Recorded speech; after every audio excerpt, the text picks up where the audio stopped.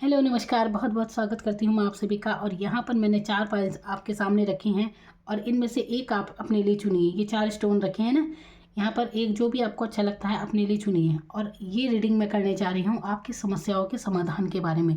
आप जिस भी सिचुएशन में हैं, वहाँ पर आप जिस भी समस्या से घिरे हैं, जो जीवन जीवन में आपके रुकावट पैदा कर रही है, जिससे आपको आपके जीवन में वो सफलता नहीं हासिल आप कर पा रहे जो आपको चाहिए, तो क्या हो सकती है ये आपकी समस्या का समाधान मैं आपको बताने जा रही हूँ टैरो कार्ड के माध्यम से। और हाँ, डिवाइन आपको रास्ता देती हैं, वो परमात्मा ही आपको रास्ता दिखाता है। देखिए, अपने आराध्य का ध्यान कीजिए, जिस पर भी आपकी आस्था है आप उनका मन में ध्यान कीजिए और उस समस्या के बारे में वाकई उनसे प्रार्थना कीजिए कि मुझे उस समस्या का निदान बताएं। इन टैरो कार्ड के माध्यम से मैं आपको बताने जा रही हूँ कि आपके लिए क्या उपाय है, कैसे आप उस समस्या से पार पा जाएंगे। ठीक है, क्या निदान है आपके लिए, क्या समाधान है आपके लिए।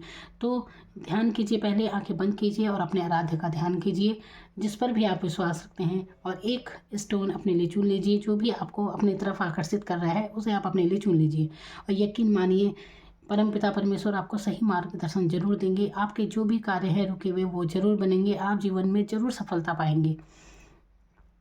और जो भी संघर्ष से आप जूझ रहे हैं ना, इससे जल्दी ही आपको निजात मिल जाएगी। तो मैं शुरू करती हूँ रीडिंग। यहाँ पर ये 1 2 3 4 अपने लिए एक चुन लीजिए अपने लिए। तो सबसे पहले शुरू करती हूँ यहाँ से नंबर 1, जिन्होंने ये येलो स्टोन अपने लिए चुना है। तो येलो स्टोन आपने चुना है, तो देखिए आप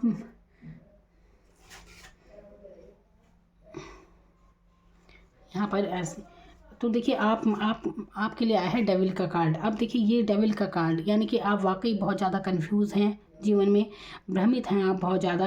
आप ना एक स्थिति में ऐसे फंसे हुए हैं कि वहाँ से आप निकल नहीं पा रहे हैं। और देखिए, अब मैं आपको बताती हूँ इसका समाधान क्या है। अभी क्या क्या समस्याएं हो सकती हैं, पहले तो ये देखिए। अब जो आपसे मिलती हूँ आप उसे देखिए, क्योंकि अब ये सबसे पहले तो मैं बात करती हूँ आपकी लव लाइफ में। आप अगर किसी भी लव लाइफ से जुड़े हैं ना, तो जिस भी पर्सन से आप जुड़े हैं, तो आप ये रिलेशन छोड़ दीजिए और अपने कार्य पर फोकस कीजिए। जैसे ही आप इस रिलेशन से अलग होते हैं, आपके जीवन में जो भी रुकावट है ना, जो भी बाधा है वो हट जाएंगी। तो ये आपकी लव लाइफ के बारे में है। अब देखिए, हर कोई तो लव लाइफ में नहीं है ना, ये मैं उनके लिए बता रही हूँ जो हैं। तो आप अगर किसी भी रिश्ते से ऐसे जुड़े हुए हैं ना, तो ये एक टॉक्सिक रिलेशन है, जिसके कारण से आपकी बुद्धि बिल्कुल काम ही नहीं कर रही है, आपको समझ ही नहीं आ रहा, आपकी सारी एनर्जी यहीं पर जा रही है। और आप मानेंगे नहीं कि इसकी वजह से आपके जीवन में जो सफलता आपको मिल सकती है वो नहीं मिल पा रही है। तो देखिए, अपने जीवन में ये टॉक्सिक एनर्जी से जितनी जल्दी हो सके बाहर निकले। यहाँ पर अट्रैक्शन है, लस्ट है, लेकिन सच्चा प्यार नहीं है। बंधे हुए हैं आप, निकल नहीं पा रहे सिचुएशन से। तो देखिए, आपके ऊपर बात है, तुरंत निकलिए यहाँ से। जहाँ से भी आप एक दूसरे से कनेक्ट होते हैं, वहाँ से एनर्जी अपनी कट कर दीजिए और अपने कार्य पर फोकस करना शुरू कर दीजिए। एक हफ्ते में ही आपको निजात ना मिले तो कहना। अब मैं बात करती हूँ दूसरी। अब यहाँ पर ये पितृदोष को भी दिखाता है। अगर आपको आदत है बहुत ज़्यादा, कोई भी आपकी लाइफ में जो नहीं है इस दुनिया में, उसे आप याद करते हैं, रोते हैं, कई बार आपको याद आती है किसी की, तो आप ना एक तरह से ये पितृदोष उत्पन्न करते हैं। आपके घर में जो पूर्वजों की तस्वीरें हैं, उन्हें सही डायरेक्शन में आपको लगाना चाहिए। कभी भी पूजा में उनकी तस्वीर ना लगाएं। और अपने मतलब कि जो भी नहीं है इस जीवन में, उनको बार बार याद मत कीजिए, उन्हें याद करके रोइए नहीं, इससे बहुत आपके जीवन में समस्याएं पैदा हो जाती हैं। तो मुक्त कर दीजिए उस एनर्जी को। आपके जो बड़े पूर्वज हैं ना, उनके आगे सिर्फ हाथ जोड़िए, जैसे आपके दादा दादी या जो भी होंगे, तो बस हाथ जोड़ने की ज़रूरत है और बस ये कहिए कि उनका आशीर्वाद आपके ऊपर है। इससे ज़्यादा उन्हें बार बार याद नहीं करना है। तो देखिए, अभी मैंने किसी की रीडिंग की थी, तो उन्होंने बताया था, वो ज़्यादा मतलब बच्चा ही था, वो 20 साल का रहा होगा। तो उसने बताया कि वो पितरों के नाम से जल देता है, जल चढ़ाता है, लेकिन उसके खुद के माँ बाप अभी हैं। तो देखिए, ये सब आपको करने की कोई ज़रूरत नहीं होती। आपको पितरों के लिए अपनी तरफ से कुछ करने की ज़रूरत नहीं। जब तक आपके माता पिता जीवित हैं, तो पितरों के लिए आपको कुछ भी करने की ज़रूरत नहीं होती, क्योंकि ये एक अपने लिए आप जो भी, देखिए, मैंने अपने अब तक के जीवन में ये अनुभव किया है, बल्कि मैंने बहुत जगह ये चीज़ देखी है, जहाँ भी पूर्वजों का बार बार ऐसे नाम लिया जाता है लड़ाई झगड़े में। आप कोई बात करते हैं, उनका नाम ले लेते हैं, कुछ भी, कोई भी ऐसी एनर्जी जो अभी इस दुनिया में नहीं है, उसका नाम लेकर आप बातें करते हैं, विवाद करते हैं, या कसम खाते हैं। तो ऐसे काम कभी भूल से भी नहीं करने चाहिए। इससे आपकी आपके बहुत जीवन में समस्याएं पैदा हो जाती हैं। तो इस एनर्जी से मुक्त हो जाइए, बिल्कुल याद मत कीजिए उन्हें। तो देखिए कैसे आपके जीवन में एक नया परिवर्तन शुरू होता है। ठीक है, बस इतना कहना है कि पूर्वजों का आशीर्वाद है, बात खत्म। इससे ज़्यादा आपको कुछ करने की ज़रूरत नहीं है। और टॉक्सिक रिलेशन है कोई, तो इससे तुरंत बाहर निकल जाइए। 1 हफ्ते में ही आप इसका परिणाम देखेंगे कि वाकई में आपको असर असर हुआ है आपके ऊपर। तो देखिए ये आपके ऊपर है, क्योंकि देखिए यहाँ पर देखिए एक तरह से जो एस्ट्रोलॉजी होती है, ये टैरो की एस्ट्रोलॉजी है एक तरह से। तो जो भी आपको मैं उपाय बता रही हूँ करना, तो आपको ये है ना, तो बिल्कुल करके देखिए। अगर आप अपना भला चाहते हैं तो आप ये चीज़ ज़रूर कीजिए। तो जो भी रिलेशन है उससे तुरंत बाहर निकलिए, क्योंकि यहाँ पर आप बहुत रुकावट आपके जीवन में हो रही है। आप समझ ही नहीं पा रहे कि इसकी वजह से कितनी कितनी कितनी आप कितनी रुकावट आपके जीवन में हो रही है। अब देखिए मैं बता रही हूँ, मैं खुद ही रुक रुक के बात कर रही हूँ। वही बात है ना, जब हम किसी को कुछ अच्छा बताते हैं तो वहाँ पे भी एनर्जी ब्लॉक होती है एकदम से ना। तो आप ये ज़रूर कीजिए, पूर्वजों का ज़्यादा ध्यान मत कीजिए, बार बार उन्हें याद करके के रोइए नहीं।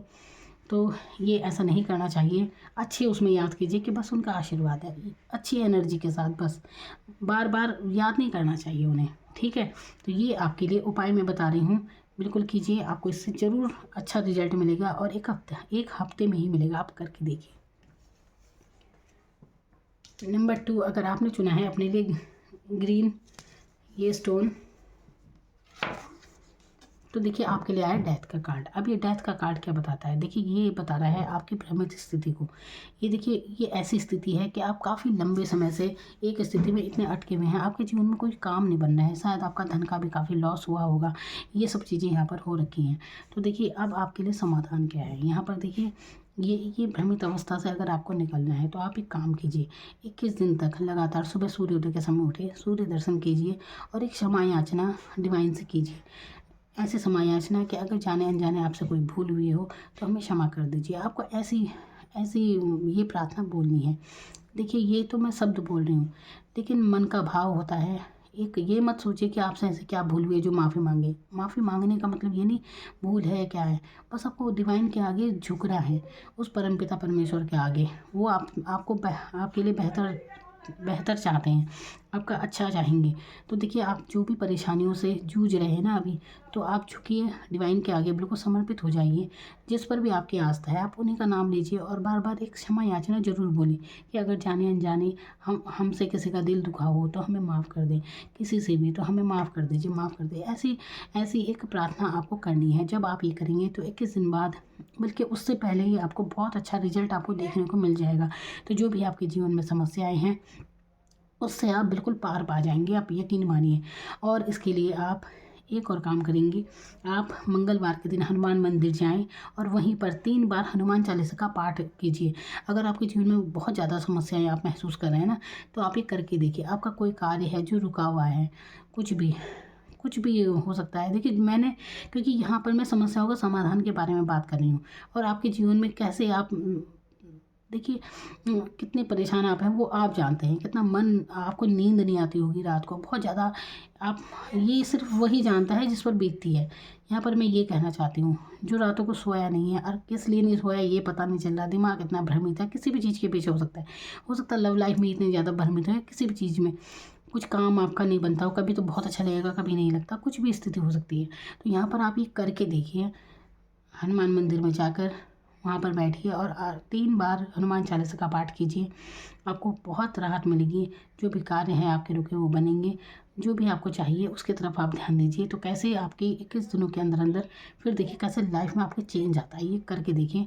माफ़ी ज़रूर मांगिए, डिवाइन के आगे समर्पित हो जाइए कि परमात्मा जो आपके लिए करेंगे सब अच्छा है। बस जैसे ही आप झुकेंगे, आप झुकते हैं कि बस, क्योंकि सब कुछ देखिए उन्हीं के हाथों में है, हमारे हाथ में कुछ भी नहीं होता। बहुत सी बातें हमारे हाथ में नहीं होती, बहुत से कर्म हमारे हाथ में होते हैं, ठीक है, लेकिन बस डिवाइन ही हमें रास्ता दिखाती है, तो वो आपको रास्ता दिखाएंगे। आप ऐसे समर्पित हो जाइए, झुकना सीखें, तब आपको डिवाइन जो भी आप देखिए देखिए ये कार्ड का मतलब ये भी है कि आप जिस भी परेशानी में है ना, जो भी समस्याओं में हो, आप बहुत अच्छे इंसान हैं, आपने कभी किसी का बुरा नहीं चाहा, ऐसे इंसान आप नहीं हैं। लेकिन जो भी आप परेशानियाँ झेल रहे हैं ना, ये कुछ प्रारब्ध भी होते हैं, आपके पिछले जन्म के कर्म। अब हम तो जानते नहीं हैं अगला पिछला जन्म क्या है क्या नहीं है, हम बहुत नादान हैं, लेकिन हम इतना कर सकते हैं कि हम माफ़ी मांग सकते हैं।